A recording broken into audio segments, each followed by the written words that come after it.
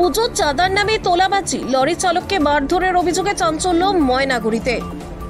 জলপাইগুড়ি ময়নাগুড়িতে পুজোর চাঁদার নামে তোলাবাজি নিয়ে চাঞ্চল্য। অভিযোগ, জাবরাম আলী রেনেসা ক্লাবের সদস্যরা রাস্তা আটকে জোর করে চাঁদা তুলছিলেন। চাঁদা দিতে অস্বীকার করা এক লরি চালককে মারধর করা হয় এবং মোবাইল কেড়ে নেওয়া হয়। ঘটনাটির ভিডিও প্রকাশ্যে এসেছে।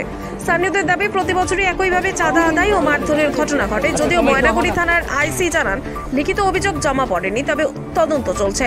মুখ্যমন্ত্রীর পক্ষ থেকে প্রতি ক্লাবকে 1,10,000 টাকা দেওয়া সত্ত্বেও কেন এই চাঁদার জুলুম চলছে সে প্রশ্ন তুলেছে আম জনতা। মারার তো কোনো দরকার আছে, চাঁদা তো আমরা সীমিত চাঁদা দিয়ে রাখি। এই নতুন বন্দর বাসুদেবাড়ি আর আবার রানীহাট মোড় এগুলো খুব জবরদস্তি চাঁদা করে, গুন্ডাগর্দি রাত্রে ডাঁটা নিয়ে। রাত্রিকে চাঁদা করার কোনো সিস্টেম আছে? যেটা দেওয়ার আমরা তো সেটা দিয়ে থাকি। ওর জবরদস্তি কিসের জন্য, হাতাহাতি কিসের জন্য? চাঁদা নেবে দিবে না, আধা ঘন্টা 1 ঘন্টা সাইড করে রাখবে, আলাদা ব্যাপার। মারপিট কিসের জন্য করবে? হাত উঠানোর কোনো আইন আছে? ক্লাবদেরকে এই কয়টা ক্লাব খুব অত্যাচার করে, এদের মারার অধিকার নাই না?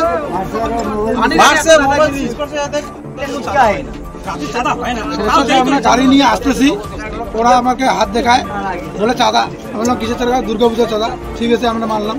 ওরা 100 টাকা লাগে, আমরা 50 টাকা দিয়েছি। তারপরে আমাকে রিসিভ কাটে দেয়, দিয়ে রিসিভের মধ্যে আবার 50 টাকা ডিউ লিখতে চায়। আমি বললাম যে এটা কি জোরজবস্তি করে, তো জোরজবস্তি করে ধর্ম করবি, এটা কি হয়? ধর্ম হয়? তারপরে আমাকে কি বলে, আমাকে 2-1 আমার গাড়িতে পুরো আঘাত করে, মানে সীসা ভাঙা দিয়েছে। তারপরে কি করছে, রাস্তার মধ্যে গাড়ি লাগা দিচ্ছে টেরা করে। তারপরে মানে 20-25 জন চলে আসলে, তারপরে আবার আশেপাশে মানুষ ওরা ছুরি নিয়ে চলে এসেছে। আমাদের 3 জনকে পুরো প্রচুর মারধর করছে, একে হাতটা ধরা দিয়েছে। এর সমস্যা, আমার মোবাইল আর মানিব্যাগ ওরা নিয়ে নিয়েছে।